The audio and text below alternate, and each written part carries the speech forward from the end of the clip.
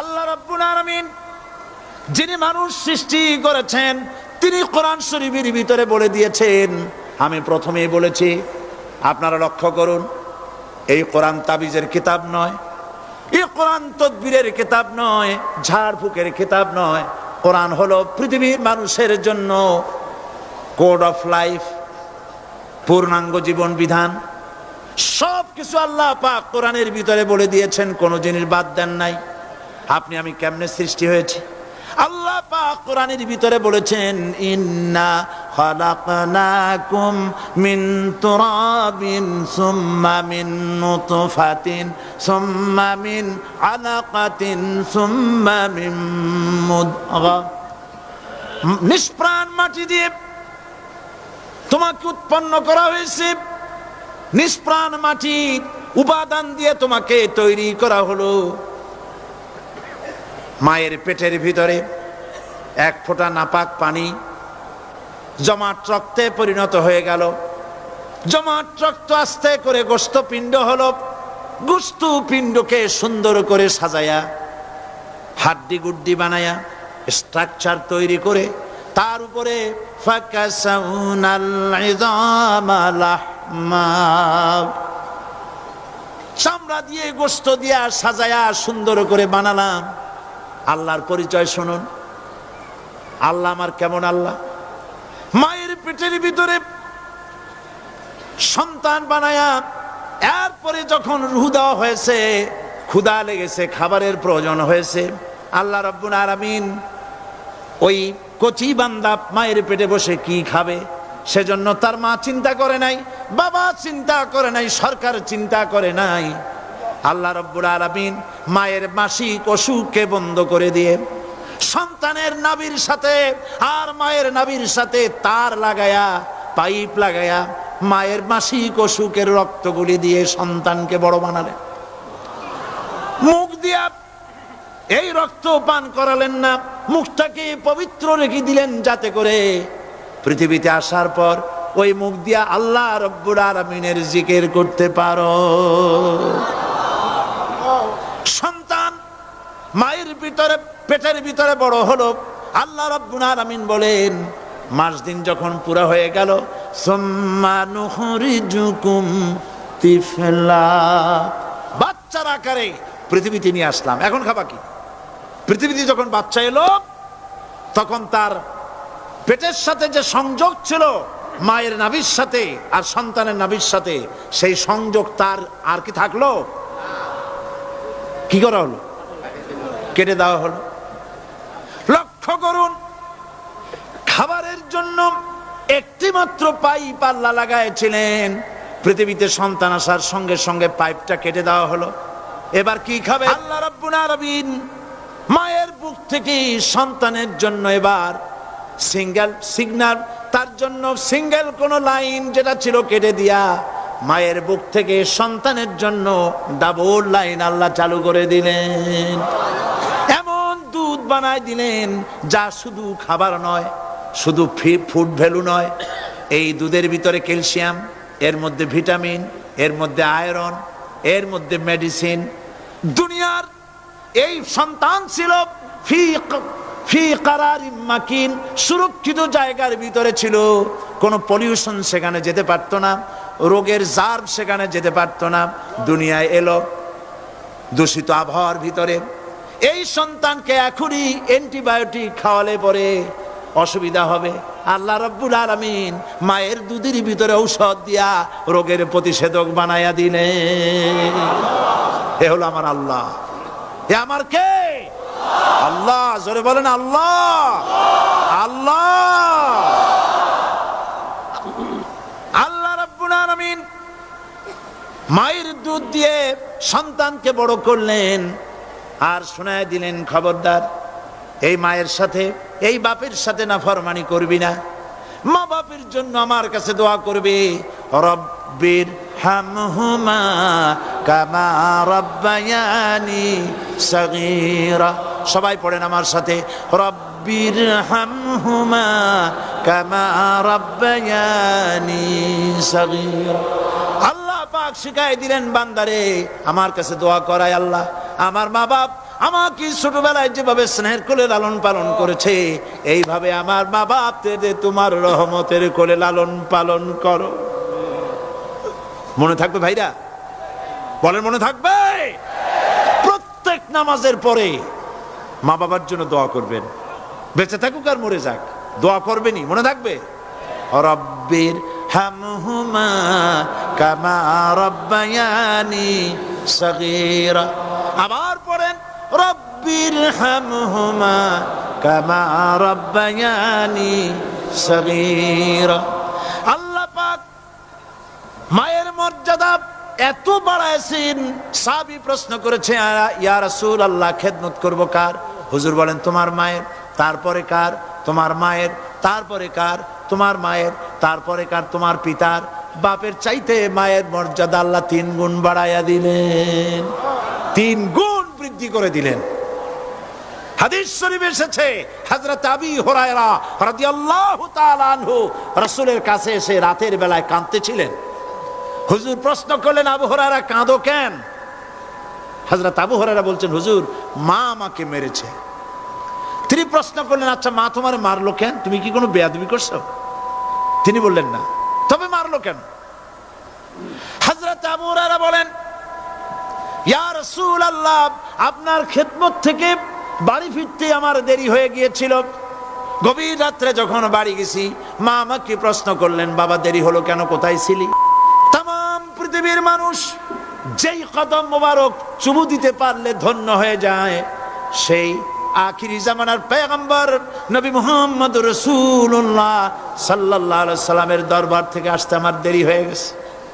ইয়া রাসূলুল্লাহ আমার মা আপনার নাম শুনে তার গা জ্বলে উঠল, তিনি কাফের মুশরিকা। আপনার নাম শুনে অগ্নি শর্মা হয়ে আমাকে ধরে পিটানো আরম্ভ করলেন আর বললেন, আবু হুরায়রা হয় মুহাম্মদ সাল্লাল্লাহু আলাইহি সাল্লামের বাড়ি ছাড়বি, নইলে আমার বাড়ি ছাড়বি, কি করবি বল?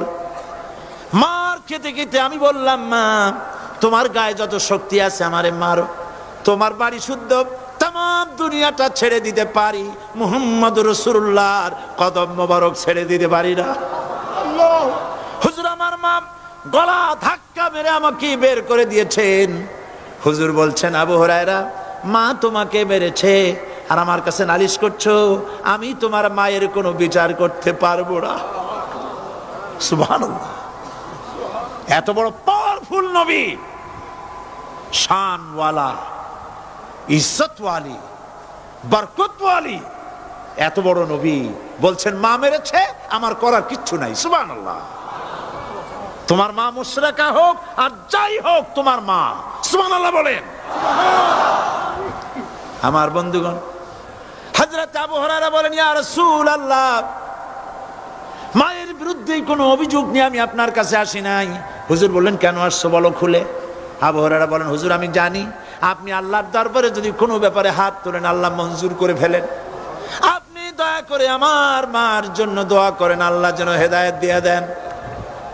আমার নবীজি দুখানে হাত উত্তোলন করলেন, বললেন, আল্লাহুম্মা ইহদি উম্মা আবি হুরায়রা, আয় আল্লাহ আমি দোয়া করতেছি আবু হুরায়রার মাকে হেদায়েত নসিব করো।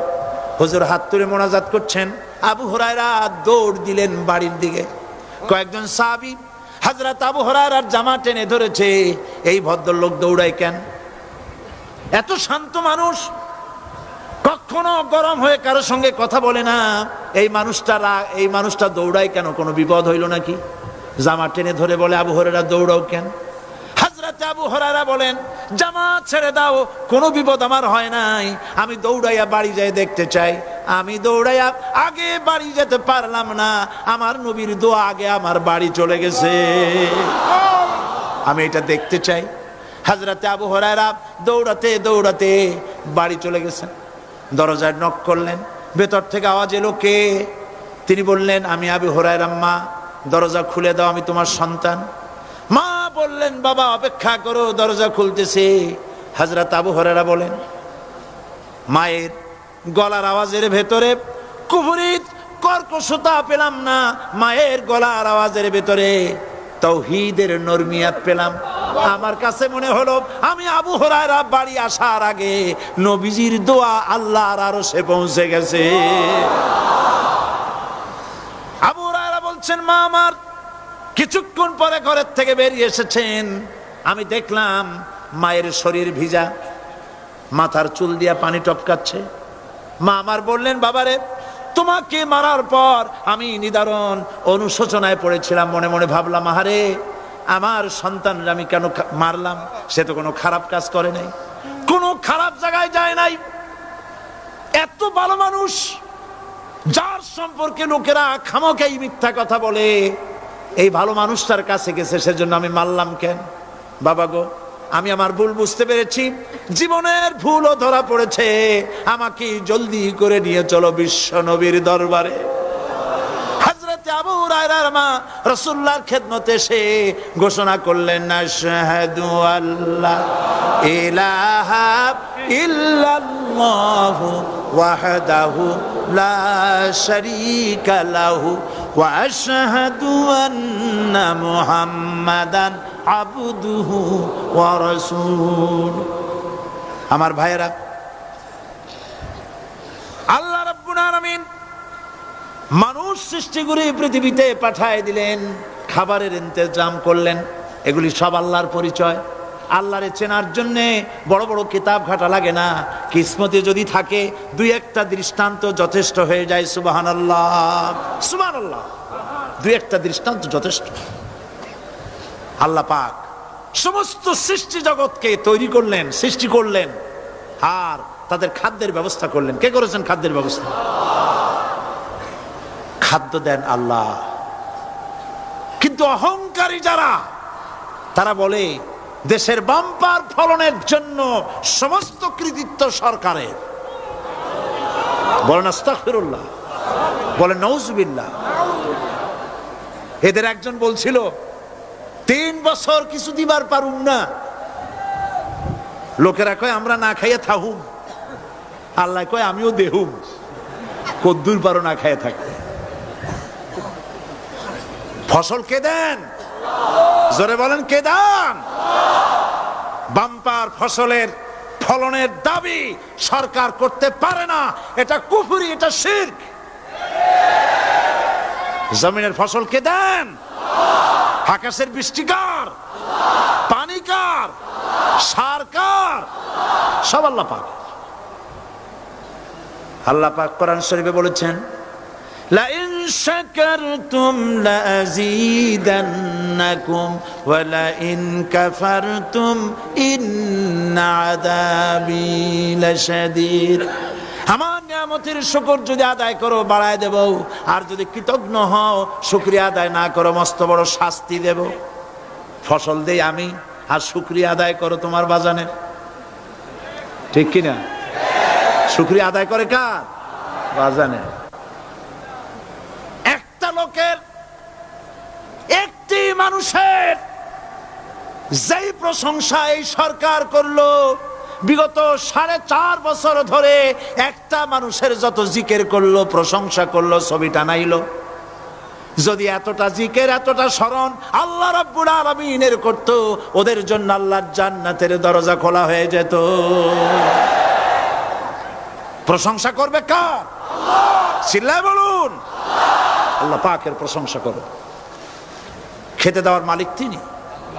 আল্লাহ পাক বলছেন, আল্লাহকে, তার পরিচয় আল্লাহ তুলে ধরেছেন, ওয়ামা মিন দাব্বাতিন ফিল আরদি ইল্লা আলাল্লাহি রিজকুহা। এই পৃথিবীর ভিতরে এমন কোন বিচরণশীল জীব নাই যার রিস্কের দায়িত্ব আমি আল্লাহ গ্রহণ করি নাই। সুবহানাল্লাহ বলবেন না? রিস্কের দায়িত্ব কার হাতে? আচ্ছা দেখুন তো, পৃথিবীর সমস্ত সরকারের কাছে বিভিন্ন মন্ত্রণালয় আছে না? খাদ্য মন্ত্রণালয় বলে কোনো মন্ত্রণালয় আছে কিনা? আছে। খালি কয় খামু আর খামু। খাদ্য মন্ত্রণালয় আছে, থাকার পরেও মানুষ না খাইয়া মরে। ঠিক কিনা? এবার একটু তাকান তো, জ্ঞানের চক্ষু দিয়া তাকান। ফরেস্ট এরিয়া, বাঘ আছে কিনা? নাই। সিংহ আছে কিনা? গন্ডার আছে কিনা? হাতি আছে কিনা, বিশাল বিশাল প্রাণী আছে কিনা। জঙ্গলে ছোট্ট প্রাণী থেকে পোকা থেকে শুরু করে গন্ডার পর্যন্ত, টুনটুনি পাখি দিয়ে শুরু করে ঈগল পাখি পর্যন্ত, নদীর ভিতরে ছোট্ট চুনু পুঁটি থেকে শুরু করে তিমি মাছ পর্যন্ত। প্রাণী তত্ত্ববিদরা বলেছেন সমুদ্রের ভিতরে এমন এমন বড় বড় তিমি আছে যে একটা তিমির ওজন 5000 টন পর্যন্ত হয়ে যায়। 5000 টন তিমিটার ওজন। এর যখন বাচ্চা হয় তখন বাচ্চার দৈনিক দুধ লাগে 50 থেকে 60 মণ পর্যন্ত। কে ব্যবস্থা করে? রুহান ফেরেশতা। তো ওর মা যেমন বাচ্চা তো সেরকম হবে, ঠিক কিনা? কে দেয় খাবার? এবার দেখেন তো আপনার দেশের এই জঙ্গলে কত হাতি আছে। হাতিরা মিছিল করে আসছে যে আল্লাহ আমাদের এখন আর খাইতে যাইতে দিতে পারে না, বাংলাদেশের গভর্নমেন্ট কিছু দাও। আসছে না, খাইয়া ক্ষুধার জ্বালায় হাতি মরেছে, বাঘ মরেছে, সিংহ মরেছে। এর কোনো দৃষ্টান্ত আছে? ক্ষুধার জ্বালায় আকাশের উড়ন্ত পাখিরা ছটফট করে মারা গেছে, দৃষ্টান্ত আছে? নদীর মাছেরা ক্ষুধার জ্বালায় ভেসে উঠেছে, না খাইয়া মরে গেছে, দৃষ্টান্ত আছে? মহান আল্লাহ রাব্বুল আলামিন কোরআন শরীফের ভিতরে বলেছেন অনেক প্রাণী এমন আছে যারা তাদের খাদ্যকে সঞ্চয় করে না, খাদ্যকে জমা করে না, আহরণ করে না। সকাল বেলায় একটা খাবার খেলো, দুপুরে কি খাবে তার জানা নাই। শকুন পৃথিবীর মাটি থেকে 3 মাইল উপরে ওড়ে, তার চোখকে আল্লাহ পাক এত তীক্ষ্ণ বানিয়ে দিয়েছেন, এই চট্টগ্রামের কোথায় মরা গরু আছে 3 মাইল উপর দিয়ে দেখতে পায়? সুবহানাল্লাহ করতে ইচ্ছা করে না। এই প্রাণীগুলি খাবারগুলি কোনো গভর্নমেন্ট জোগাড় করে রাখে নাই। আল্লাহ পাক বলেন সবার খাবার আমি দেই। সকাল বেলায় সমস্ত প্রাণীগুলি, মহাশূন্যে পাখি, পানির ভিতরে মৎস্যরাজি, জঙ্গলের ভিতরে হিংস্র প্রাণী, পোকামাকড় থেকে শুরু করে সবগুলো খালি পেটে সব বেরিয়ে যায়, কারো কোনো খাবারের মজুদ নাই।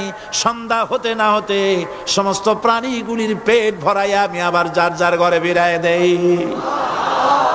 ওয়ামা মিন দাব্বাতিন ফিল আরদি ইল্লা আলাল্লাহি রিজকুহা।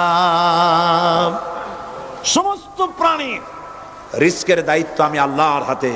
কে দেয় রিজেক? জোরে বলুন, কে দেন? আল্লাহ পাক। কি খাবেন সব আল্লাহ জোগাড় করে দিয়েছেন। তরি তরকারি জোগাড় করেছেন, মাছ জোগাড় করেছেন, চাউল দিয়েছেন, খাবার দিয়েছেন, গোশত দিয়েছেন, সব দিয়ে দিয়েছেন। আল্লাহ রাব্বুল আলামিন সমস্ত জিনিস দিয়ে মানুষকে আল্লাহ পাক তার জন্য আল্লাহ সব করেছেন। খালাকালাকুম মা ফিল আরদি জামিআ। এই পৃথিবীতে যা তৈরি করেছে সব তোমার জন্য। এ হচ্ছে আমার আল্লাহ। এ হচ্ছে আমার কে? আল্লাহ। সে আল্লাহ পাক বলছেন, আল্লাহর পরিচয় তিনি স্রষ্টা, তিনি রিজেক দাতা। এবার আইনদাতা কে? আইনদাতা কে? আরো জোরে বলুন। আইনদাতা আল্লাহ হচ্ছে আল্লাহর পরিচয়। ইনিল হুকমু ইল্লা লিল্লাহ আলা লাহুল খালকু ওয়াল আমর। সৃষ্টি যার, আইন চলবে তার। আমার দেশে আল্লাহর আইন চলছে? আমাদের দেশের কল কারখানা, ক্ষেত খামার, অফিস আদালত আল্লাহর আইন অনুযায়ী চলে? চলে না। বরং আল্লাহর আইনকে মুছে ফেলার জন্য, নিজেদের আইন সৃষ্টি করার জন্য প্রচেষ্টা চালানো হচ্ছে। আল্লাহর আইন মানুষের জন্য সব থেকে বেশি উপযোগী, কারণ সৃষ্টি করেছেন কে? বলেন, কে করেছেন? আল্লাহ। প্রত্যেকটি মেশিন আপনি যা কিনবেন, রেডিও হোক, টিভি হোক, যে কোনো যন্ত্র হোক, গাড়ি হোক, তার সাথে একটা লিটারেচার, একটা বই তার সঙ্গে দিয়ে দেওয়া হয়। ওই বইয়ের মধ্যে লেখা থাকে এটা কিভাবে চালানো হবে, অপারেট করা হবে, তার সিস্টেম লেখা থাকে। আপনার ইচ্ছা মতো চালাইলে হবে না। এই মানব গোষ্ঠীকে সৃষ্টি করেছেন এখন আপনি যদি আপনার আইন মতো চালান তা কি চলবে? চলবে না। আপনি আপনার আইন মতো চালাচ্ছেন, ভালোভাবে চলতেছে? চলতেছে না। স্বরাষ্ট্রমন্ত্রী বলতেছেন সন্ত্রাসীদেরকে মাটির তলা থেকে খুঁজে বের করা হবে, কিন্তু নাকের উপর দিয়া ব্রিফকেস চুরি হয়ে যায়, উনি তা ধরতে পারেন না।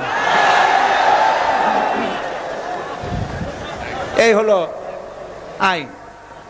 অনাবরত খুন হচ্ছে, অনাবরত সন্ত্রাসী তৎপরতা চলছে, আর ওনারা বলছেন আগের থেকে এগুলি চলে আসছে, একজনের খুনের বিচার না হইলে এরকম খুন তো হইতেই থাকবে। তাহলে খুনকে, হত্যাকে, সন্ত্রাসকে সরকার জাস্টিফাইড করছেন। নাউজুবিল্লাহি মিন যালিক। এই জন্য আইন হতে হবে আল্লাহর। আইন হতে হবে কার? চিল্লায় বলেন আল্লাহ পাকের আইন হতে হবে। আমি একদিন পার্লামেন্টে বলেছিলাম, আমার দেশের নেতা নেত্রীরা বারবার হজ করতে যান, উমরা করতে যান, সেখান থেকে আসার সময় কি আনেন? আতর, পাথর, সুরমা আর খুরমা, এই কিছু নিয়ে আসলেন। কিন্তু আমি বলেছি আপনারা কি কিছু চোখে দেখেন না? পার্লামেন্টে এইভাবে বক্তৃতা করেছে, কিছু চোখে দেখেন না? আমি প্রশ্ন করে আমি আবার জবাব দিচ্ছি, আপনারা যারা হজ করতে যান, উমরা করতে যান, হজের কথাই ধরি, এই হজ করতে যখন যান তখন মুজদালিফায় একটা রাত কাটাইতে হয়। সেটা কোন দিন? ইয়ৌমে আরাফার পরের দিন। এই মাঠে দালান কোঠা আছে, এখানে বেড়া আছে, শামিয়ানা আছে, পর্দা আছে, তাবু আছে, কিচ্ছু নাই। লক্ষ লক্ষ নারী আর পুরুষ পাশাপাশি শুয়ে থাকে, তাও সুবহানাল্লাহ কইতে ইচ্ছা করে না।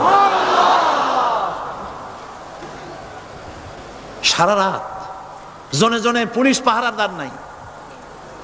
কিরকম মেয়ে লোক, চাঁদের সৌন্দর্য হার মানায় দিতে পারে, এরকম সুন্দরী, এরকম সুন্দরী নারী, সুদর্শন পুরুষ পাশাপাশি রাস্তার ধারে মরুভূমির ভিতরে সারা রাত কাটাচ্ছে। ইয়ৌমে আরাফার পরের রাতটা, একটা রাত পুরা। এভাবে চলতেছে বছরের পর বছর, শতাব্দীর পর শতাব্দী, সহস্রাব্দীর পরে সহস্রাব্দী।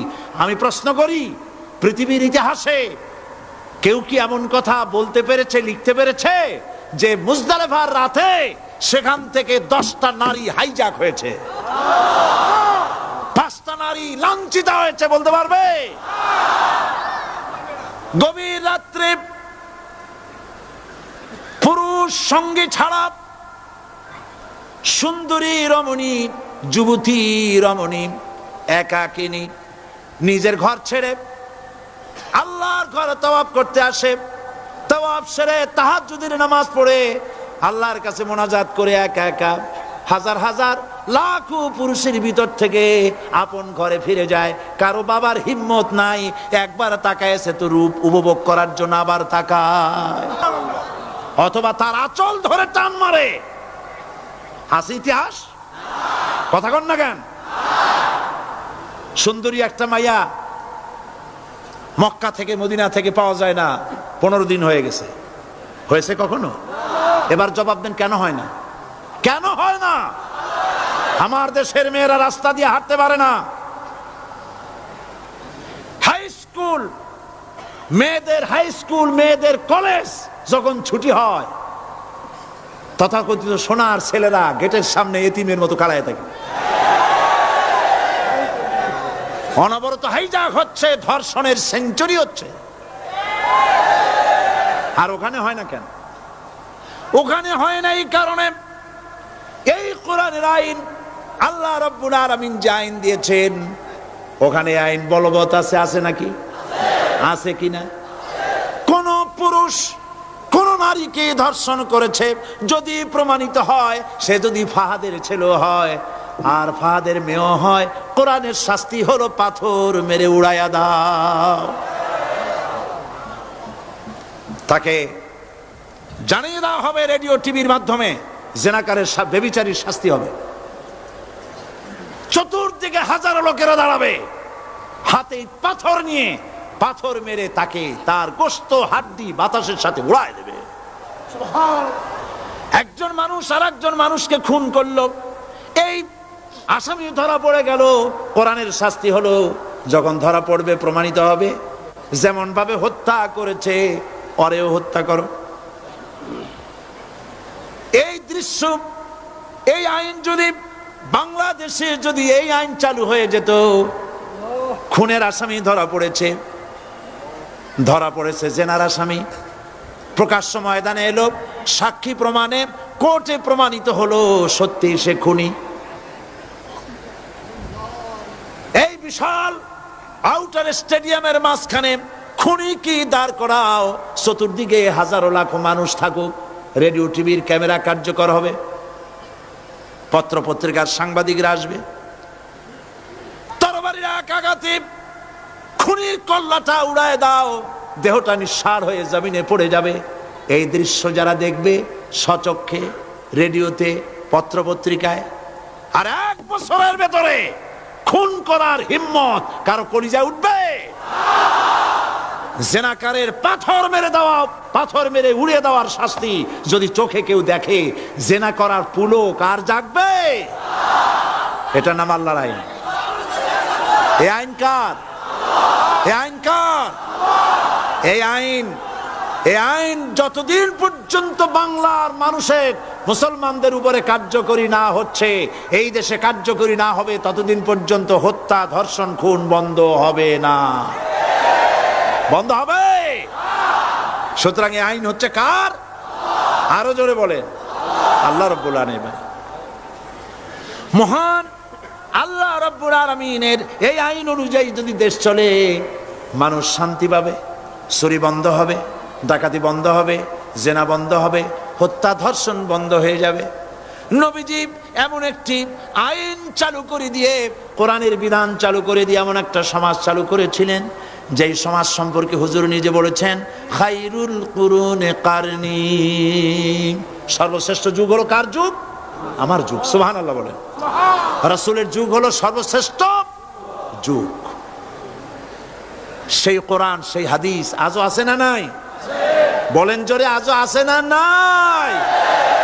সেই কোরআন এবং সুন্নাহ দিয়ে দেশ শাসন হোক, এটা কি আমরা চাই? কারা কারা চাই? দু হাত উঁচু করে দেখান।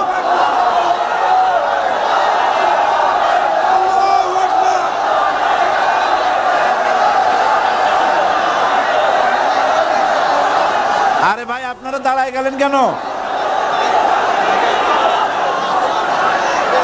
বসেন বসেন।